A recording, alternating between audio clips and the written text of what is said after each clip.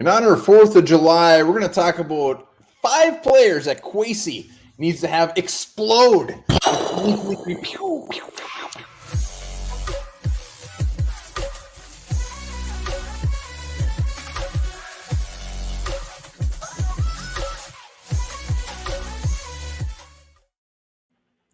back to Onebar and Lupagus show. I'm Onebar with Lupagus, and most importantly, happy 4th of July. Happy birthday, America. We love you.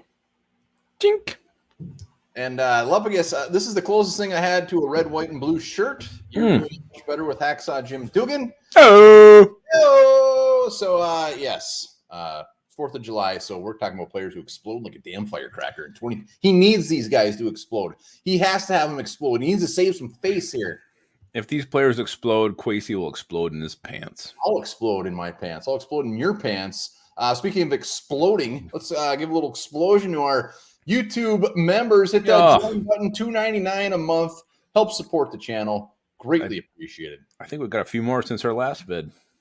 I hope so. I don't know if that's true, but I hope so. I know it's true. Also, not a very popular take. Love America. Fireworks are the most overrated thing ever. They suck. They're boring to watch. I can't think of anything worse. Yeah, I don't know why you hate fireworks so much. I mean, they're fun to a point. I don't need to watch it for a half hour, but, 5 to 8 minutes. 5 minutes. If it was 5 minutes, yay! But, man, those get boring. It's just part of the deal.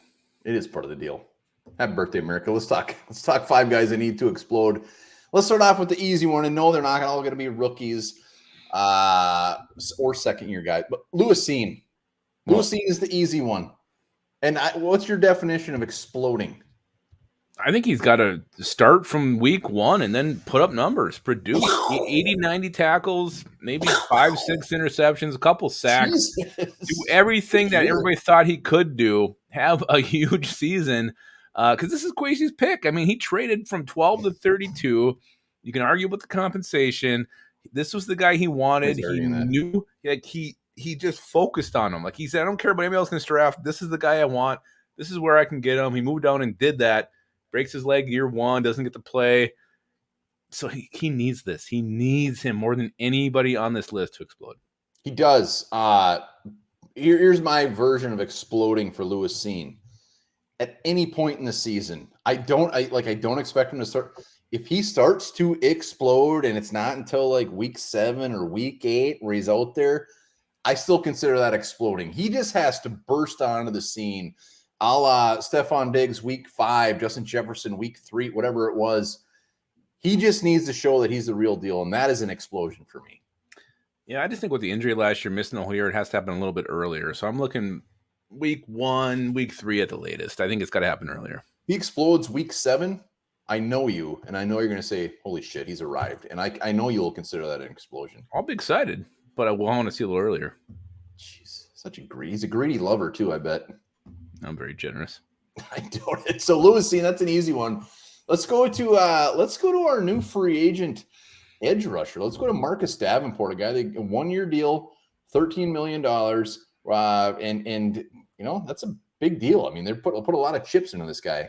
Well, and why is because you traded Zadarius Smith for a couple of 5th-round picks. I think you gave up a 6th. So that's what makes it more pressure on Davenport to perform, because you had a guy there in Zadarius Smith. You know what you're going to get. A 10-sack, double-digit sack kind of guy every single year, no matter how it goes, whether he's hot, half the season, full season, whatever. Proven commodity. Go take a chance on this guy. Get rid of Zadarius. So you got to have him hit. You got to have him explode. Kwesi needs this.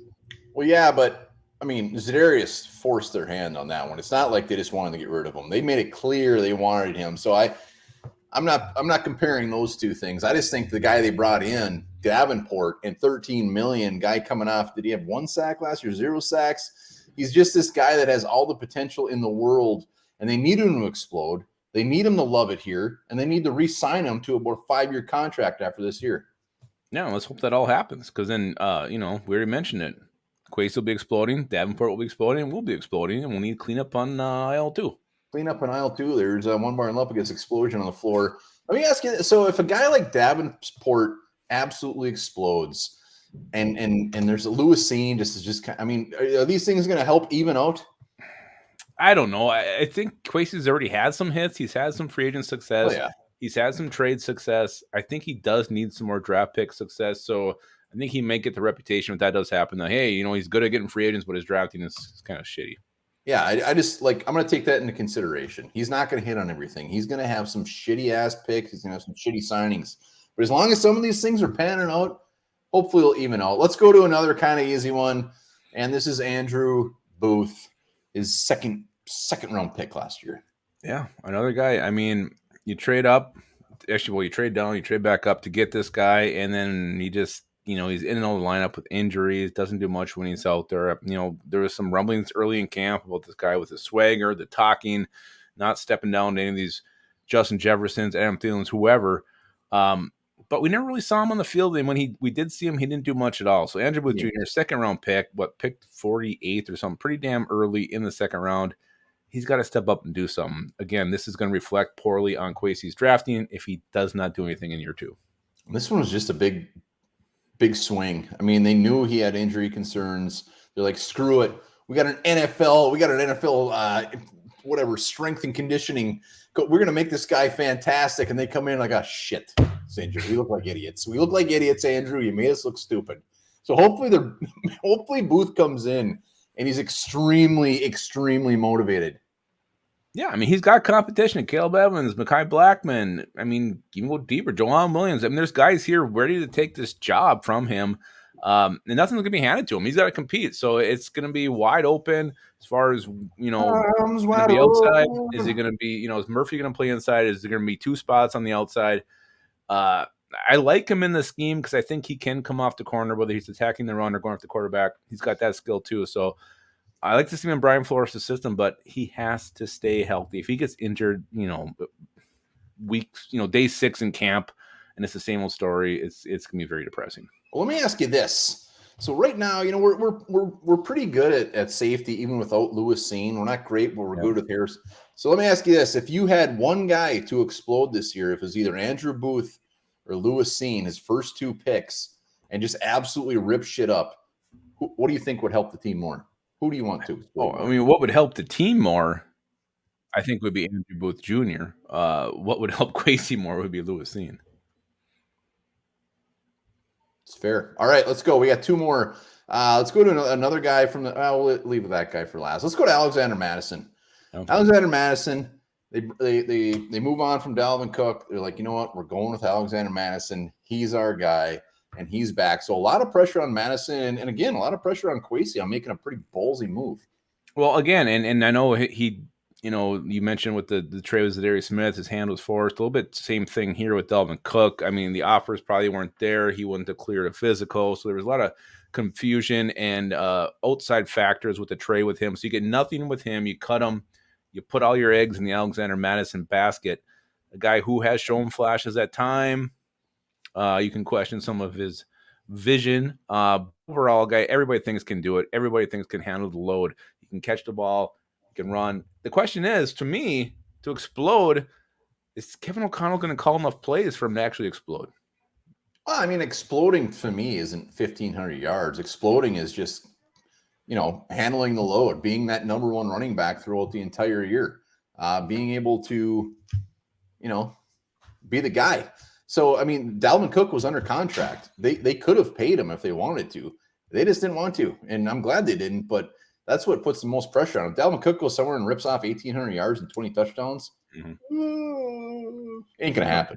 Well, yeah, but it wouldn't look good. It wouldn't look good at all. But again, I think Madison, we both have the same kind of similar stat line, around 1,200 yards on the ground, 6 to 8 touchdowns, somewhere in that realm. Would be an explosion. Also, if you're not a YouTube member yet, Lupagus and I will be doing a hot dog eating contest on that bad boy and a beer slamming contest. My hot dogs just arrived, ballpark, of course. A little thicker. I bet Lupagus has those tiny Oscar Mayer wieners, so you got to take that into consideration. Look at these things. You can't already start making excuses. Just saying, this is a beefy dog here. Well, you know what? You should have told whoever was shopping to get a smaller dog then. You know what? I eat nothing but the best, and Ballpark is the best. Ballpark, if you're watching, we'd love you to sponsor the show. Please sponsor our show. So make sure you join to see those member videos, because that's the type of shit we do that nobody wants to watch. Yeah. Yep. So we'll be eating hot dogs and slamming a beer. All right, last one. Ed Ingram, late second round pick. Also off the field concerns, a very risky pick. Yeah. Ed Ingram. This out of all this list, I think Ed Ingram's the one guy that I think really just like absolutely needs to be explosive. Well, I mean, he like started every game last year, so some people might say that's explosive or the start. But That's not explosive. he's got to be consistent. He's got to be consistent on the run game and also pass blocking. And I think why this is more important is because Ezra Cleveland could bolt in free agency next year. And do you really want to be looking for two guards in 2024? And when you're probably looking for a new quarterback, I think you'd like to have at least one of those spots solidified. So if Ed Ingram can step up, even be average in both run blocking and pass blocking, cut down on some of those flags, that would be huge for this offensive line moving forward. Yeah, if Ed Ingram plays at the same level he did last year or even takes a step back, that's so. I mean, I consider that a worse swing and miss than Booth, because Booth at least was looked at as a fringe first round guy, where Ingram was just kind of a lot of gray area there. So they took a big risk on him. So he needs to explode. He does. And I think, even just being like, if he grades out in the 70s on both, I think that's pretty damn. 70s, I'm going to explode. Yeah. I mean, that would be huge. Look how thick these things are. I think you're never going to win with those. Those look like freaking. I need to cut these in half just to stand a chance. Sounds like you're cheating. All right. Those are our guys who Kwesi needs to explode. Remember that. Kwesi. So put it in the comments. Guys that you hope to explode, go over and join the membership so you can watch us choke on some hot dogs. Yeah, and remember this. The original name for the butterfly was the flutterby.